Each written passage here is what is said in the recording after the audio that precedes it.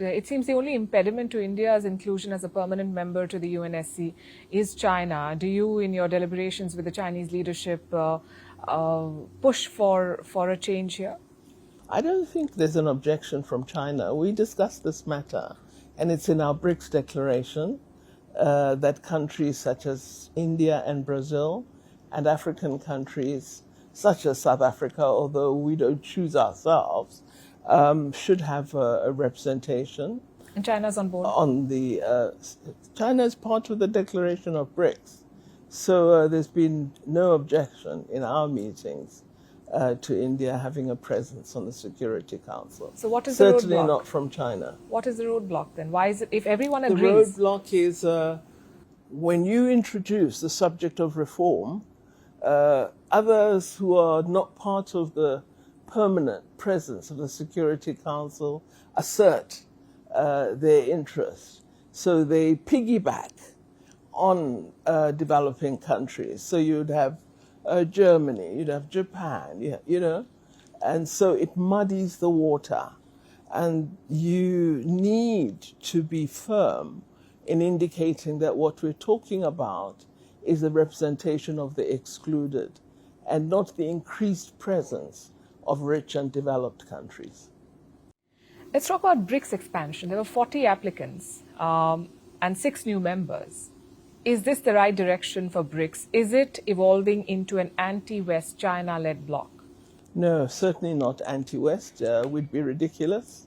The West is an important trading partner for many of us in the BRICS family. So certainly no anti-West, but certainly pro-South. We're a very positive forum which looks at the world in a manner that seeks to advance the interests of the South. We're not against anyone. We never have a discussion about disliking a particular country. All our discussions are toward change and development. So we're a progressive forum. So we would discuss that we must respect the need to respond to the effects of climate change. So we don't say there isn't such a thing as climate change. We're very scientific.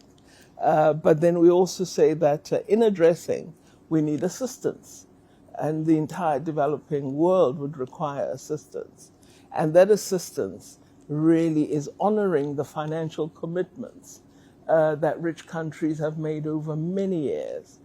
So for me, BRICS is a very progressive body, and we seek to have greater articulation of progressive voices from the South. The French president wanted to attend the BRICS summit in South Africa.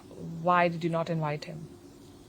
We didn't think that there was really a theme or place for him in our deliberations, and we had a great deal of business to get through. The interest came rather late, and the members, fortunately, of BRICS, our practice is we decide matters on consensus. So the chair, President Ramaphosa, consulted all his colleagues, and there wasn't any sense that all 5 wished to have the president of France there. Yesterday we saw the United States, India, South Africa and Brazil coming together, talking about, reaffirming their commitment to the G20, talking about building more multilateral banks and so on. Do you think that some Western powers have begun to see BRICS as a space that they want to be part of?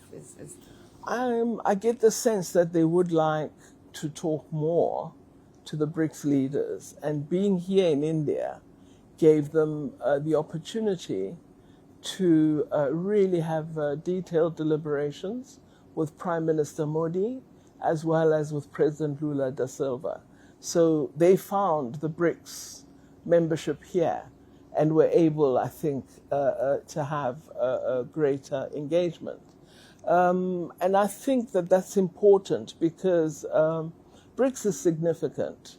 It's a large part of the population of the world, significant GDP of the world, so it can't be ignored. And the fact that you had very civil discussions among the various leaders, I think is a good sign.